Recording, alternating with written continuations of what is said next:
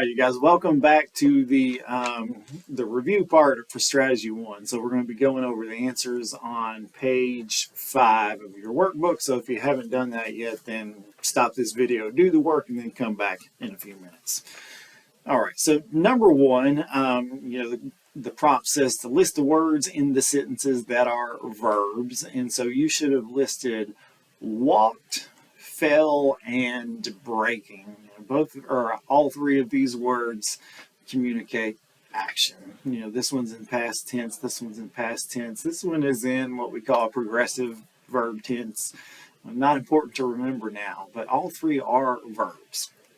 Okay, so for 2 through 5, we have a couple of jobs here. First of all, we're going to circle the adjectives and then underline the pronouns. All right, so here for number 2, our adjective is gorgeous, and it describes picture.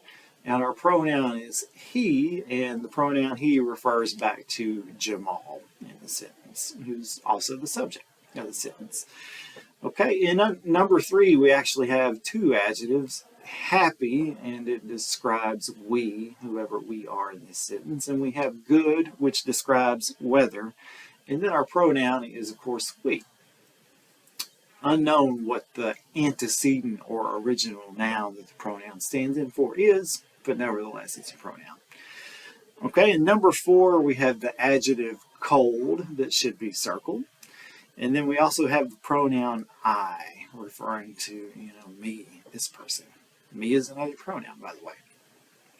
All right, in number 5 we have the adjective heavy that should be circled. It describes basket.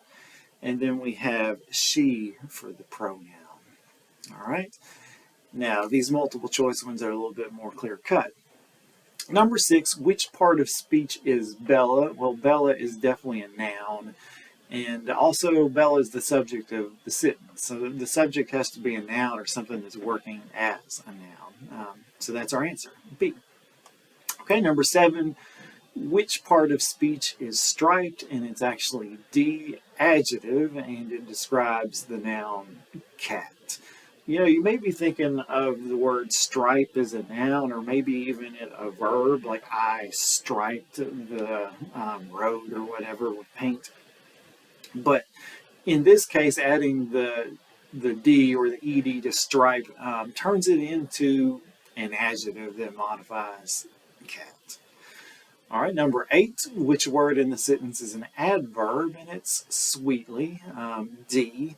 And as I said in the lesson, the suffix ly often indicates an adverb. But sweetly describes smiled. It tells us, kind of the way in which the niece smiled at me. All right, number 9, which word in the sentence is a pronoun? And it's it. And by the way, this pronoun is replacing the noun math. I do not like math, but my sister thinks math is interesting. And then lastly, number 10, which word in the sentence is a verb? And it's D, streamed. And kind of like number 7, you might be used to thinking of the word stream as another part of speech, like a noun, like I crossed over the stream. But, we also use stream as a verb too, like tears streamed down her face or down his face. So sometimes those words can be a little bit confusing because they do other jobs too.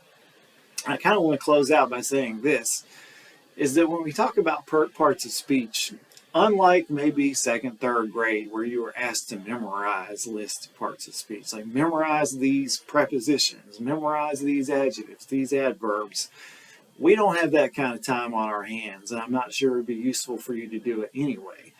What's more important is to be able to look at the word and figure out, identify what job or function it's doing in the sentence. So it may not be a word that you're used to being a verb, like stream, but if you read the sentence and you're looking for the verb that has to be there in a complete sentence, then I think we can get a little bit closer to realizing that there is action that goes along with this word streamed in the sentence that we have for number 10 there. The rain streamed heavily down the windows. There's absolutely some action happening there.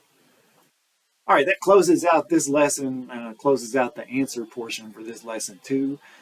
There is additional practice on this particular language skill on a worksheet. So your next job after checking your answers here is to do that worksheet and then check your answers with the key for that I'm also going to post.